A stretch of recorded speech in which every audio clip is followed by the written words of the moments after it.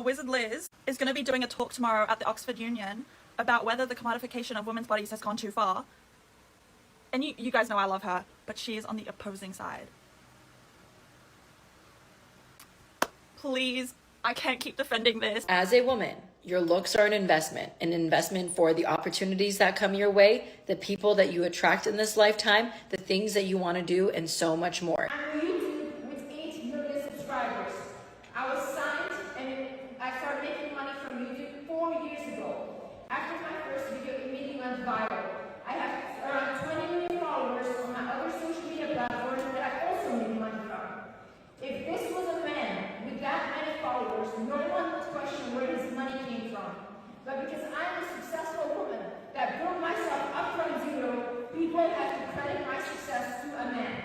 If you have a man that's constantly showing off how much wealth he has to you or how much he has, ask him to transfer it to you. One time I had this guy that was trying to date me, and constantly he would send me DMs in a private jet holding so much cash, like whatever, until a point that I literally told him, instead of showing me videos of you having cash, send the cash to me. Deposit me the money. Don't be afraid to ask men for things. Like, men are literally not afraid to ask us for anything. They will ask you to take your clothes off in 2 seconds, so it doesn't matter. Ask them, give me money. But when you put the barrier of money and make them pay for sex, whatever happens regardless, they will be forced into change. They will not want to see women in power, so they will have to do things differently. And for the first time, they will have to deal with the consequences of their own actions. Use the patriarchy and their system against them. Make them pay for their loss. Money is power. People will listen to women with a lot of money because unfortunately that is all this capitalistic society cares about. You guys, we seriously need to talk about Wizard Liz, because her appearance at the Oxford Union debate has completely blown up online, and not in the way she probably hoped. Clips are going viral, people are saying she totally missed the mark, and now she's facing major backlash from viewers, Reddit threads, and even students in the audience who felt like she didn't belong there at all. Like, this was supposed to be her big intellectual moment, right? Standing on one of the world's most respected stages, debating whether women's bodies are being commodified too much. And yet, here we are, days later, watching people say she got absolutely shut down by the crowd and her opponents, with some even calling the whole thing embarrassing. And just to give you some context, we're talking about Oxford Union here, the same debate chamber that's hosted figures like Malcolm X, Mother Teresa, and countless world leaders. And Wizard Liz walks in with this super confident energy, like she's about to drop some revolutionary truths. But the audience, they weren't having it. The topic was already super loaded. Like, this isn't your average YouTube Q&A. This was a real debate on whether the world has gone too far in using women's bodies for money, power, clout. And Liz took the opposing side, saying, no, it hasn't gone too far. And if anything, women should be using it more. Now, people online are saying that her message didn't just feel out of place.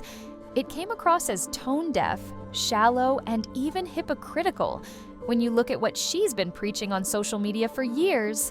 So yeah, there's a lot to break down here.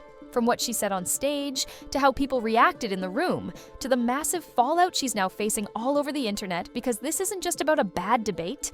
This might be the moment where Wizard Liz's carefully curated image started to crack, and trust me, it gets messier the deeper you go. So let's rewind a bit, because a lot of people were asking the same thing when the news first dropped. Why was Wizard Liz even invited to speak at Oxford Union? Like, this is not some influencer panel or a casual TEDx talk. This is literally Oxford, the kind of place where seasoned academics, political figures, and social changemakers debate high-stakes topics in front of students who live and breathe intellectual rigor.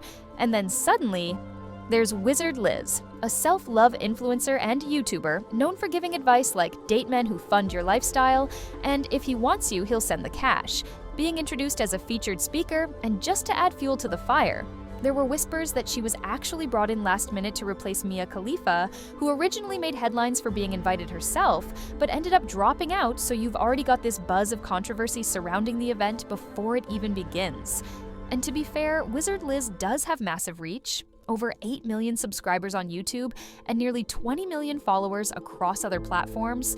So from a pure influence perspective, She's not just a random choice, but still, a lot of people felt like her philosophy of luxury-level femininity and monetizing relationships didn't really fit the tone of such a deep and sensitive topic.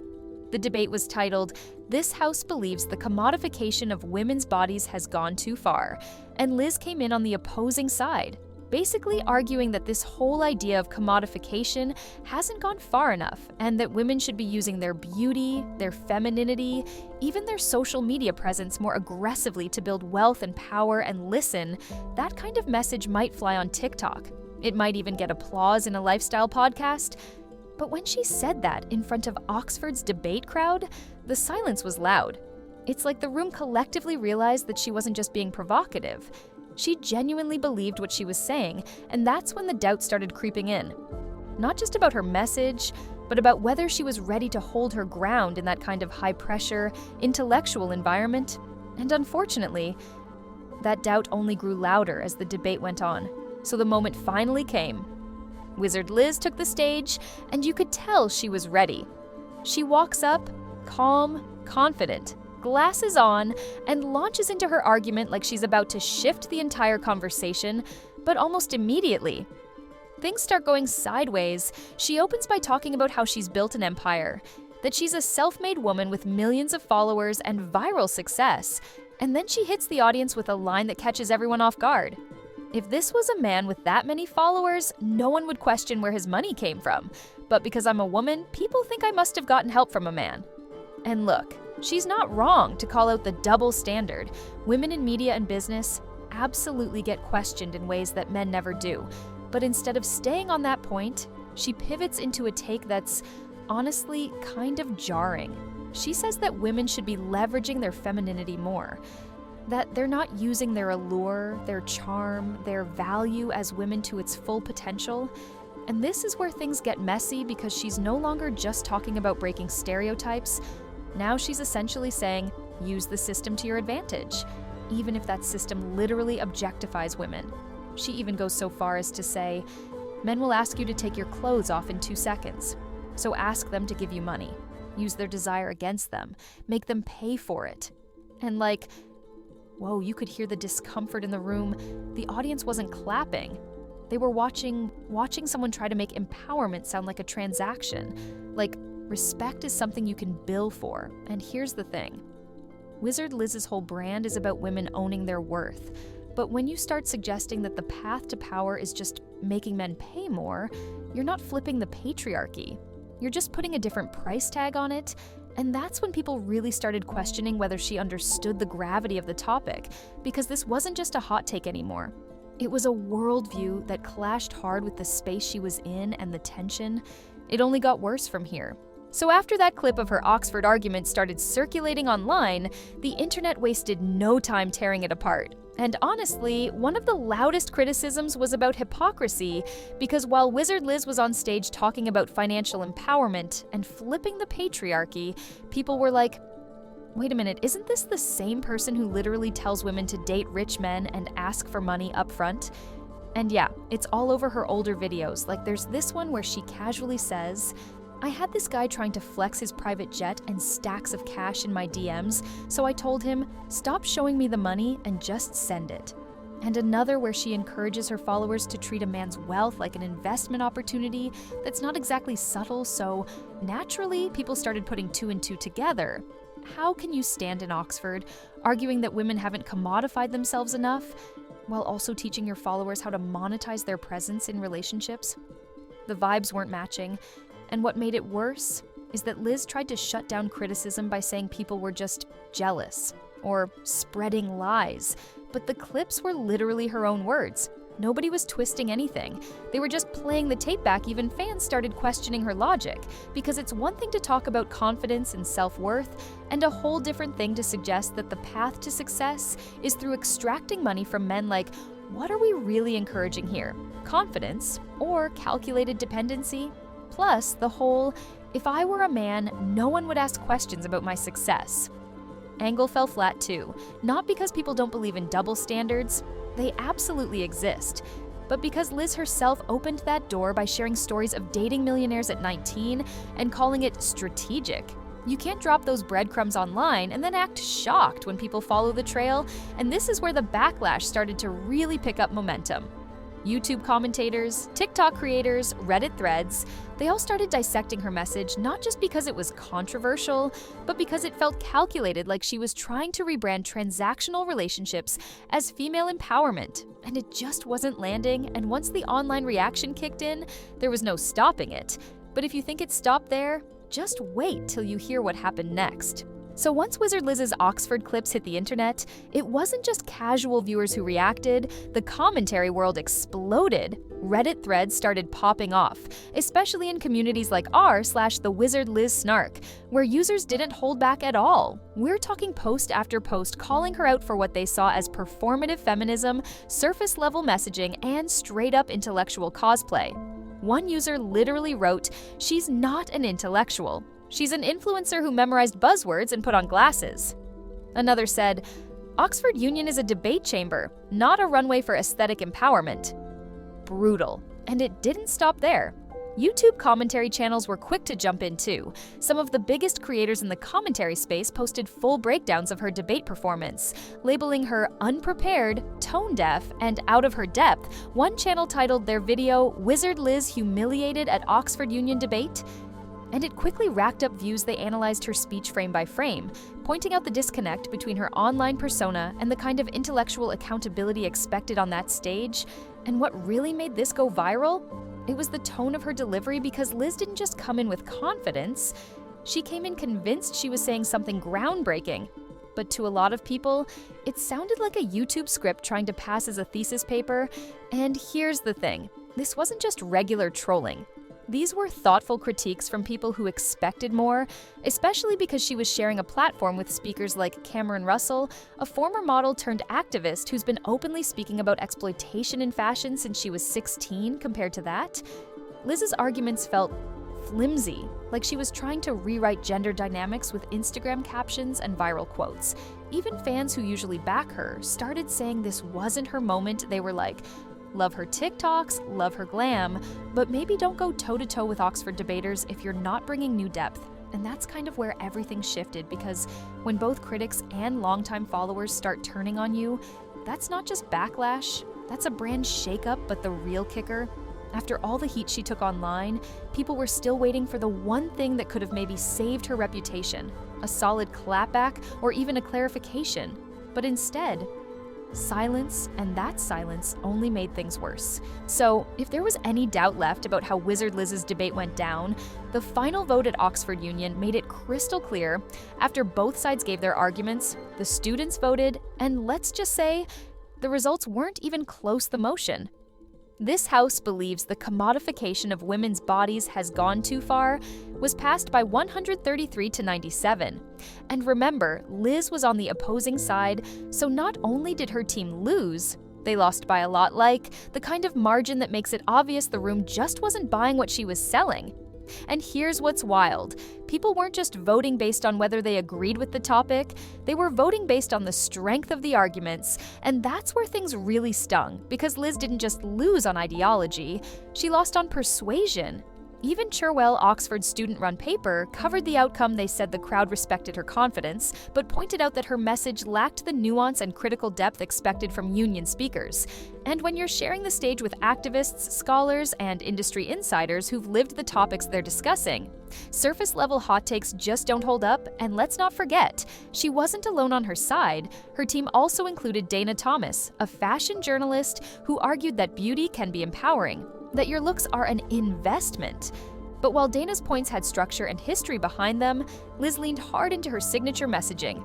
Confidence, luxury, femininity as leverage, and in a debate setting, that just wasn't enough. People in the room reportedly looked uncomfortable, not because Liz was challenging the norm, but because she seemed oblivious to the complexities of the very system she was trying to comment on. Like, it's one thing to say, use the patriarchy against itself. It's another to suggest that charging men for attention is the path to equality, and the final vote made that disconnect impossible to ignore.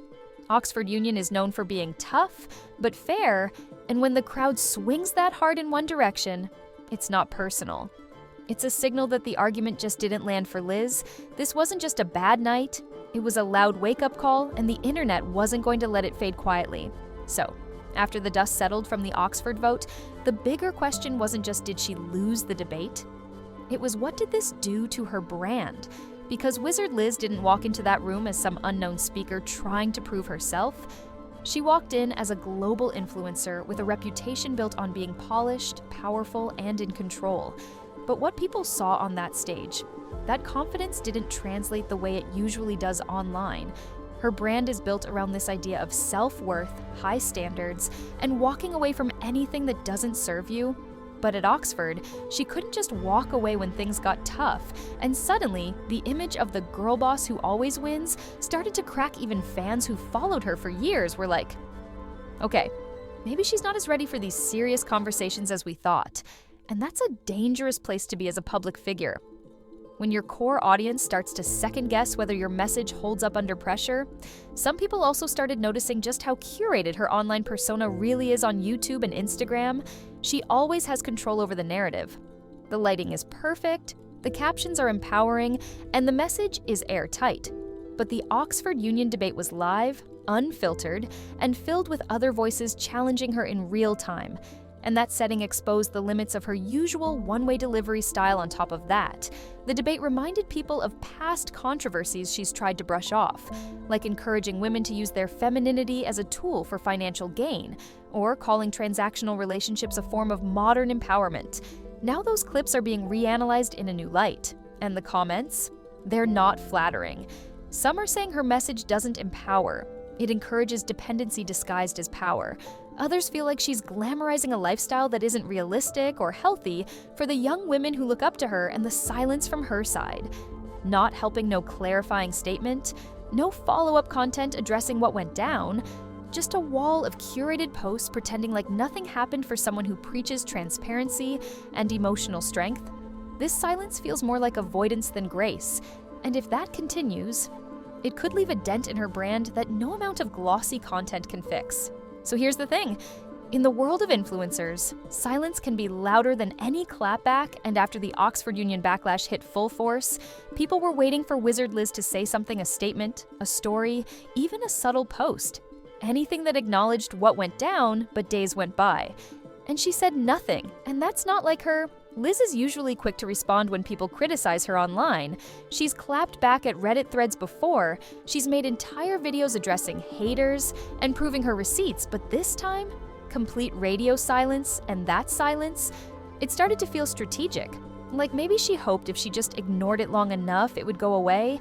But that only made things worse because the internet doesn't just move on, especially when someone built their brand around always being composed, always having the last word. People started flooding the comments on her old posts, asking why she hadn't addressed the debate. Some even started unfollowing, saying if she couldn't handle real criticism in a public space, maybe she wasn't as authentic as she claimed. And when creators go quiet in the face of public backlash, it usually creates two camps. The diehard fans who double down, and the people who see it as a red flag, and Liz's silence has definitely triggered both sides. Her most loyal supporters are defending her, saying she was brave just for showing up, and that the debate was biased against her from the start, but others are calling it what they believe it is. An influencer caught in a space that demanded depth, and not knowing how to recover when it didn't go her way.